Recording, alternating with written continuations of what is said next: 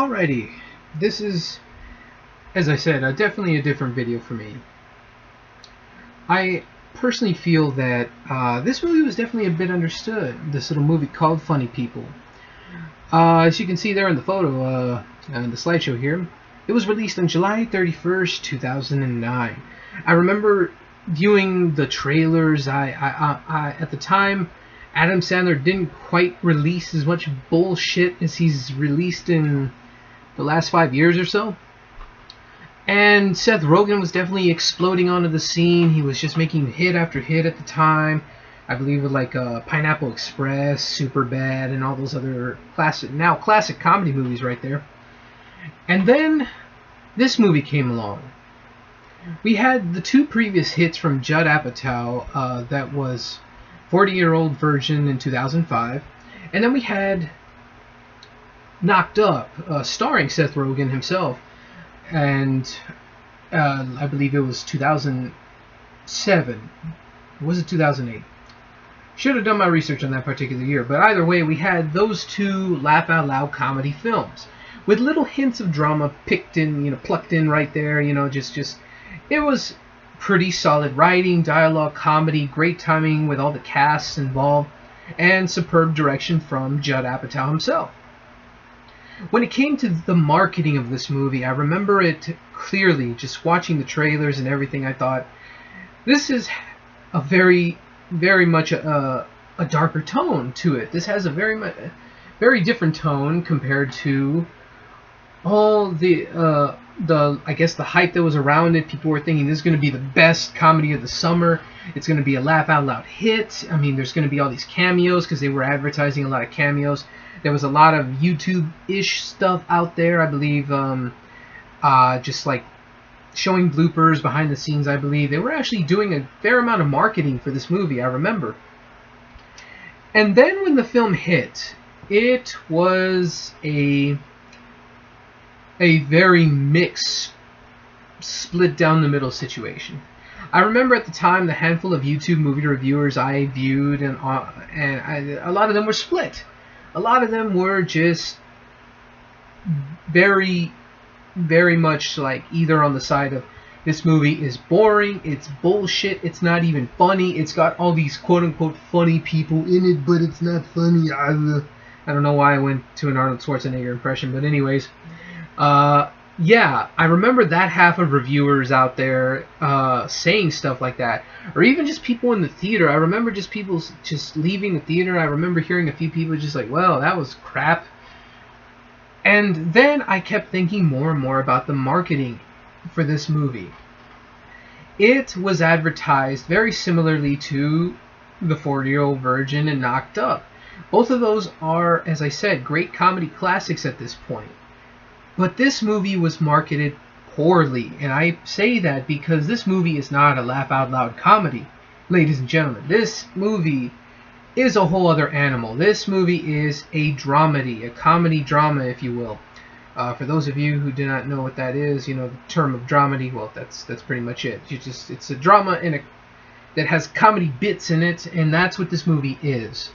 And I remember enjoying the shit out of this movie because I'm like, finally, a comedy of substance. My movie tastes were changing just enough for me to think, if this movie is funny and it has a little bit of heart to it, like Knocked Up or 40-Year-Old Virgin, I'll enjoy it. But the fact that it was so much more dramatic and with the comedy bits in there, with just the right amount of comedy bits, I breathed a sigh of just like, that was a fairly good experience for me. As a fan of comedy of all kinds, I had no words other than I probably thought it was like a 10 out of 10 movie back then in 2009, but now I've rewatched it just for this review and retrospective, and I gotta say it still holds up fairly well for what it really stood for. And that's where we're going to get a little bit more into this thing here. I just remember so many things over the years. I even have a buddy of mine that rags on me saying, well, it could have been Funny People. When he sees a bad movie, he kind of throws that in my face. and he makes fun of how bad this movie was because he really does not like this movie. So even a buddy of mine makes fun of me for liking this particular movie. But I'm going to explain a lot of the positivity that came out of this movie for me at the time and even watching it now in 2015. First up, we have Adam Sandler as the main character, an aging comedic actor, George Simmons. He is a man who is just going through life, blowing all of his money, doing whatever the fuck he wants up until everything comes to a halt because he finds out he is ill with a rare blood disease. He starts to basically go down a very dark road. He just doesn't give a fuck any more than what he did before, but he's really just a very depressed and dreary person in the beginning of this movie. Just really dreary. And also light spoilers throughout this whole movie. I won't spoil everything, but I'm just going to give you a heads up now. You watching, or listening more than anything, actually. But yeah, there is a lot of dreariness in the beginning of this movie because you actually get to see Adam Sandler act. That rare instance when he has that perfect balance of over-the-top, the over-the-top gibberish that we all know him for. And sadly, all that he's doing nowadays is just, I got to be funny, and all that other random shit that he does. If that's what he does, yeah. I'm sorry. I had to do that. But with that being said, he pulls that off so well. He goes from that over-the-top gibberish Adam Sandler that most of us probably hate at this point to a very subtle and somber acting performance that I felt at the time was just like, holy shit, where the fuck has this Adam Sandler been? We all know he's done fairly solid acting performances before. Up in that point, I believe it was Punch Drunk Love and Spanglish, I believe. And then later came, I think it was around the same year, if not a year or two after, which was Reign Over Me with Don Cheadle. And in that movie, I honestly fell. And some of you may think I'm fucking nuts, but I don't care. I honestly felt a solid enough decision could have been made for a possible Oscar nomination on Adam Sandler's part. Not for this movie, but for that movie Reign Over Me. Because there is arguably a couple pivotal scenes in that film that just, I'm just like, is that Adam Sandler or just a very, very, very shockingly talented person doing that? Because I that's not the Adam Sandler I've been seeing. But back to this movie. You see the peril and the drained look on Adam Sandler's face for a good portion of this movie, up until he meets up-and-coming comedian Ira Wright, played by Seth Rogen. And Seth Rogen is also just a very timid, nervous weed guy, basically. He's just... he kind of does that stupid laugh that we all kind of get annoyed by, but I still enjoy it, I think. He goes, yeah, man, weed, That doesn't even sound remotely close to him, so my apologies to Mr. Rogen. But, he's that up-and-comer comedian. He's trying to just get gigs. He's trying to work through a deli job just so he can just live life, and then he can just, get to a club and do stand-up and everything, and just the value of writing is brought into the picture as well, the writing of comedy and how difficult it really is. And from there is a very off-putting situation on how they meet, Sandler and Rogen's characters, and then from there, it kind of takes off more as like a mentorship between the older, aging comedian and the young up-and-comer. And I love that about this movie. It's a very nice passing of the torch / almost like a father and son relationship as well. It just, I don't know how else to explain it, and again, I don't want to spoil everything about this film. But from what I recall watching, and just a couple notes I took, this could have just been the movie right here. And I have to sadly derail to the biggest issue with this movie that many people have made fun of all the time since its release, and that is the running time. The running time has unfortunately exceeded 2 hours. And I believe this is Judd Apatow's longest film to date. And there's even an unrated cut, which I've seen, and I still enjoyed it. I thought there was just, overall, just, as the film by itself, this is basically basing it, everything mostly on the theatrical version, by the way. It's just such a derailment when it comes to the whole love interest that was lost in the film, and that is Leslie Mann's character. And that shit just kind of derails everything, because it kind of dives into a whole different film. It goes from a movie about the writing of comedy, the mentorship between an old comedian and a younger comedian, and then it derails into the whole loved one that got away, that relationship, that girl, the girl that got away. And while it still brought up quite a bit of great material, that Leslie Mann and Adam Sandler, I'll just say right off the bat, amazing chemistry on screen. They really did feel like they had this relationship that sadly went under due to Adam Sandler's character cheating on her. And from there, it just hurt her so much to realize that she still has feelings for him, and he does the same. He's just a very lonely man in a very dark place, and they rekindle a bit of a relationship in the middle of the film.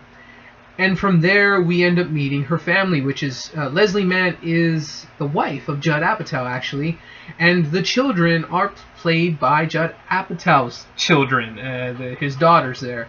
And Eric Bana, the first Incredible Hulk from the Marvel Cinematic movies, plays her husband, and I think that's just an interesting random bit of casting there, because he's actually pretty funny. Eric Bana's funny. Who'd have thought? And we see the growing tension in that act of the film. Seth Rogen's character is kind of thrown in there. Schmyra. That's what Adam Sandler's nickname is for him throughout the film. Schmyra. And from there, things get very, very awkward, tension-filled, and that's where, oh gosh, sadly explaining it kind of gets even a little boring. That's what makes the movie drag. That third act, where this portion of the movie, the realization and reality of the lost relationship. Very valuable to many movies, especially romantic comedies that deal with this type of issue. It's a very tough situation of maybe there's a chance, maybe there's hope, but then dropping back down to reality and not going with that fantasy, but sticking with what has to be. It's a very hard thing to watch, and it's also just a bit sad. You kind of do root for them to be together again, because Eric Bana's character is kind of a douchebag. So, but then Adam Sandler's technically a douchebag, so Leslie Mann's got to decide between two douchebags here. So it's not good for her either way, I guess. But Adam Sandler, I guess, is the more kinder, gentler person to an extent when he wants to be. But yeah, that whole third act, technically fourth act, shit, really just drags the film to a very much a pace that, even rewatching this now, I thought, shit, it's really derailing this movie. It could have been, a good chunk of this could have been cut shorter. It really could have been. And many people can argue, shit, any Judd Apatow movie could be shorter. I guess going from that negative, though, I'll go back to some positives, and that is the supporting performances. I've already mentioned Leslie Mann. She was great. She had great chemistry with everybody, Eric Bana, Adam Sandler, and everybody else she was around in the film. But the other supporting roles and cameos, holy shit. Jonah Hill, Seth Rogen, and Jason Schwartzman as roommates. All of them comedians and actors, just struggling through daily lives of celebrity stuff and just being a-holes with each other. That is where a lot of the comedy comes from. Aside from Adam Sandler himself and Seth Rogen, I mean, that is where a lot of comedy comes from. The banter that Jason Schwartzman and Jonah Hill deliver in this movie, fucking gold, man. Fucking gold, and I wish there was more of that throughout the film. But what we get is just fucking hilarious. I enjoy it a lot. Aubrey Plaza, as usual, plays a very awkward, timid, mousy girl. I love Aubrey Plaza. She's beautiful, she's funny, and she's awkward, and that's what I probably like about her, too. She basically plays April from Parks and Rec. Or, yeah, that's pretty much it. Just more vulgar, if anything. Then we also have, who else? A slew of other cameos pop up. You know, Aziz Ansari had a major marketing campaign with his character Randy, or Randy, and he goes on and just he's just an asshole. But I very much enjoyed. This was like one of the first introductions for Aziz Ansari, and kind of awesome little tidbit is that, yeah, Aubrey Plaza and Aziz Ansari were in the same movie in the same year that Parks and Rec started up. So that's pretty cool now that I think about it. Huh. Awesome. Sarah Silverman, Norm Macdonald, Charles Fleischer, Dave Attell, Eminem of all people makes a cameo in this. This was like one of the first times Eminem did a really over-the-top, exaggerated version of himself. We saw that more recently, like in The Interview, but this Eminem that he played was just more of an asshole, really bitter about everything, and it was arguably one of the funniest bits in the movie, especially with Ray Romano. Just him being pissed off at Ray Romano was fucking hilarious, and yeah, a lot of comedy came from the cameos as well. Just especially when